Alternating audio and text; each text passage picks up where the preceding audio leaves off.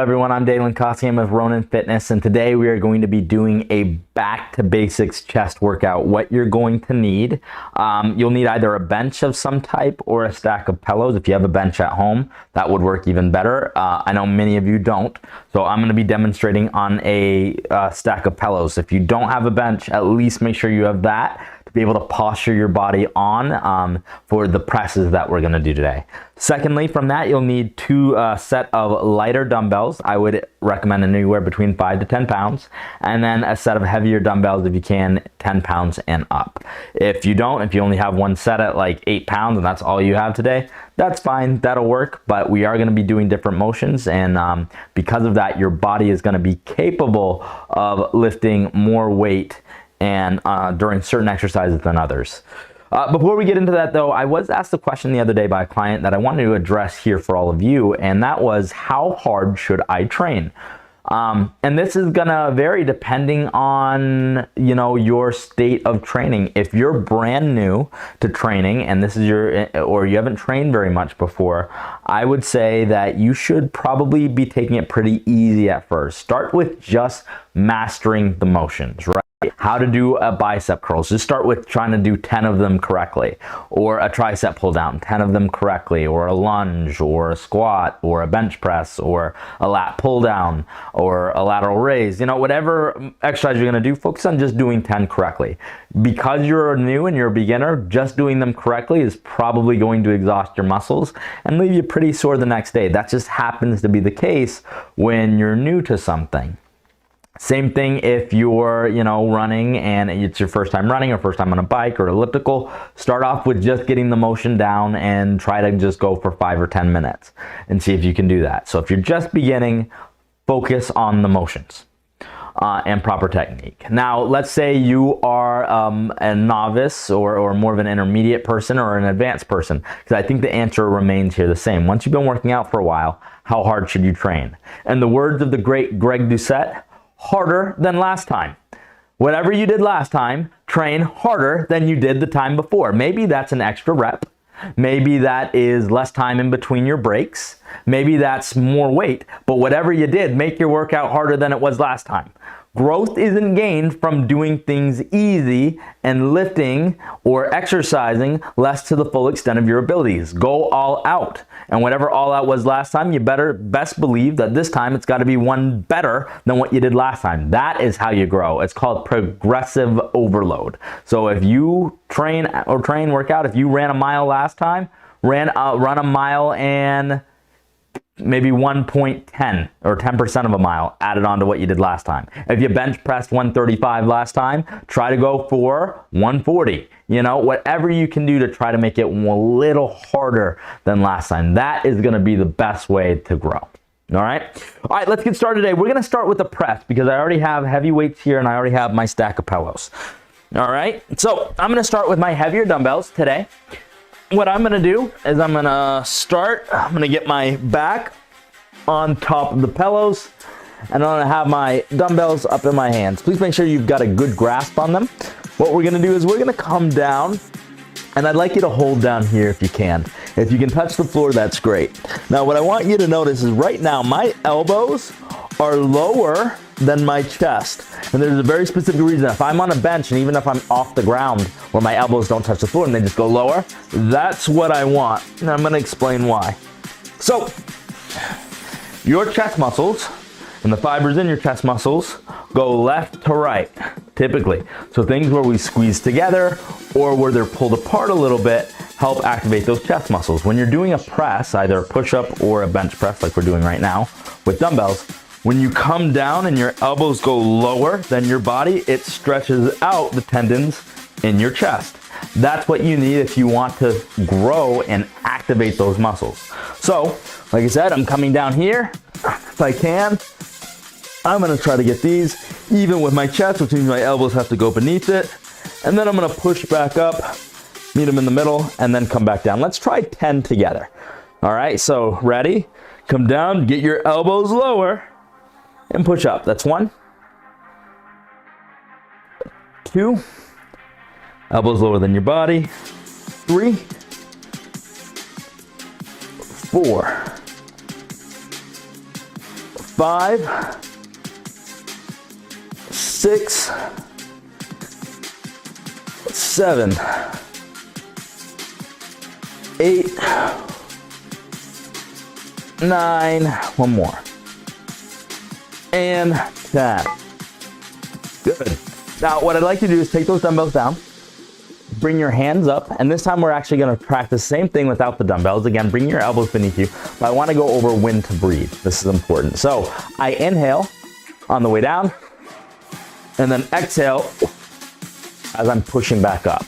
Called the sticking point. You want to exhale through that sticking point. So inhale coming down, getting a gust of air, and then pushing back up. And one more time, just do it together. Again, you don't need any weight for this. Inhale and exhale. Excellent. All right, we're gonna move on to our next exercise today. So you can take those, we'll move them off to the side.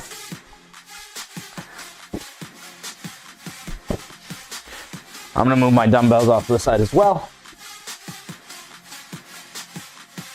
All right, the next one we're gonna do is going to be a push-up. So this one works a little bit different because it's still a press, but it is your body that is doing, or your body weight that you're utilizing for the press as opposed to higher weights for your chest. Now the difference is with push-ups, other muscle groups are involved. You do have to activate your core to keep you up. Your shoulders get a little bit more involved depending on where your hand placement is, so do your triceps.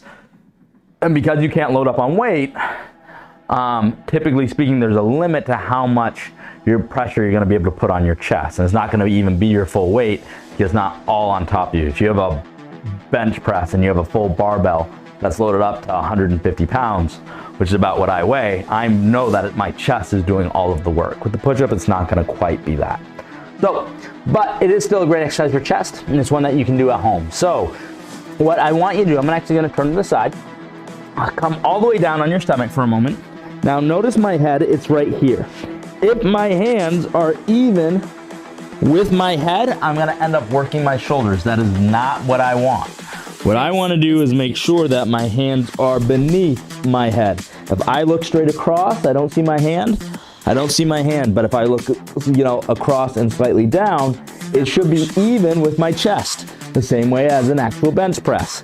From here, I'm gonna just push myself up and back down. Now, because this is a back to basics class, I'm gonna give you a variation that's a little bit harder on a push-up, but it'll be easier because you won't have to activate your core, but it will teach you the correct way to push your body weight up from a proper push-up position. But they aren't gonna be easy. We're gonna let's go for 8 of them today. Here's what I want you to do. Follow my directions. Hands here. Make sure that your hands are even with almost think of them, your hands even with your nipple line. Make sure that your arms are at a 90-degree bend. You're gonna push your body weight up and then back down. Just like that, and then let your belly rest on the floor. Let's go for 8. Ready? Up and down. That's 1. 2, let yourself rest so you really get focused on that push through your chest. 3, 4, 5, 6, 2 more, 7, and 8. Beautiful, nice work. And again, this does work really well because you get your own body weight involved. However, there is a limit to how much you can stack on. For those of you who are a little more advanced, if you have plates or weighted vests, you can put things like that on your body to give yourself a little bit more weight on those push-ups to make the press a little better. Again, I still prefer the typical bench or dumbbell press, but push-ups, especially with weighted vests and other things like that, can certainly get you the same chest definition that you're looking for. Last one today is going to be a fly. I'm gonna grab my lighter dumbbells for these. If you have lighter dumbbells, please grab them now.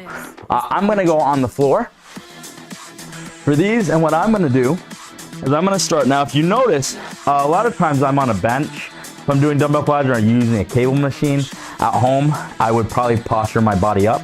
But I want you to really take a good look at my arms right now. My elbows are on the ground.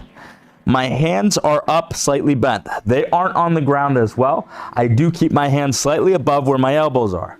From here, when I squeeze these together, what I want you to pretend is there's a big round or there's a big teddy bear right on your chest.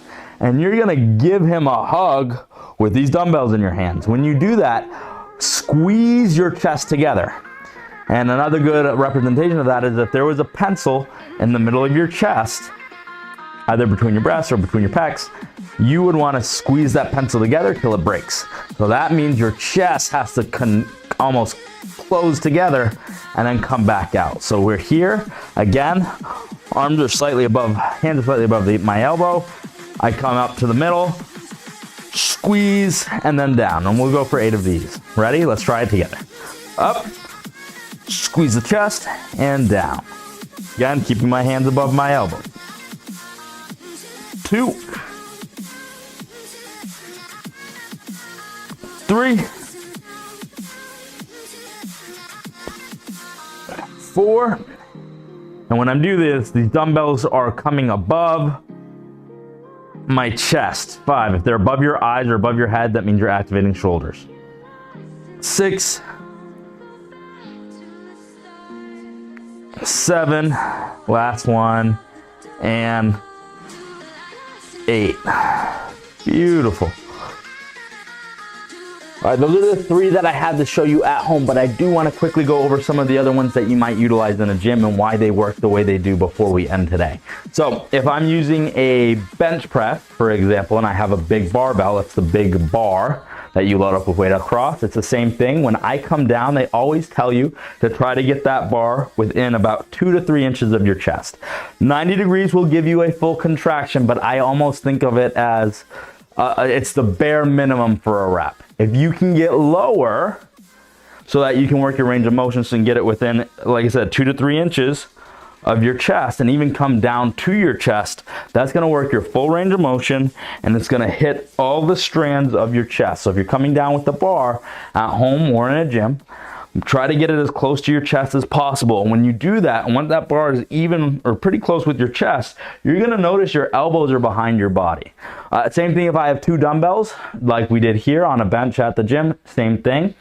When we're at the gym too, or if you have a cable system, grabbing both cable systems, I would grab one handle and then one handle, and I would pull them in together and again, squeeze my chest the same way. All the principles I just showed you are the same principles for every single chest exercise that exists out there. It's either squeezing together or pressing down. Before I go, I do want to give a special announcement. We'll go with the last Tuesday of the month. I'm going to be doing a superhero themed exercise. And I know if you're at home or thinking that you're too old for superhero stuff, I promise you you're not. This stuff is gonna be a lot of explosive movement exercises. So if you've ever wanted to do anything a little bit more athletic based, this is gonna be it. It's gonna be a lot of how do we do a squat and then propel ourselves up, or maybe propel ourselves up and then shoulder press at the top very quickly, working on explosive movements. It's going to be a difficult workout. So if you're looking for something a little more challenging at the end of the month, the last Tuesday of the month, that's what we're going to be doing. And it will actually be a free workout for everybody. So if you want to try it, or you know family and friends at home that want to give it a go, great. If you feel like it's too challenging for you or it sounds intimidating, don't be intimidating. Like I tell everybody all the time, just try your best. If you only can do 5 and we're doing 10, just do the 5, right? And then wait till the next exercise. It's all about pushing your personal limit. Don't feel like you have to keep up with me. Try your best to keep up with you. All right. Other than that, please let your friends, families know about the subscription and about everything that we offer here. I want to help as many of you as possible. That's why I got into this business, and I want to see each and every one of you grow, and I'd like a hand in helping you reach your result. Till I see you next time, don't stop till your good has become better and your better has become your best. This is Dalen Costingham, signing off.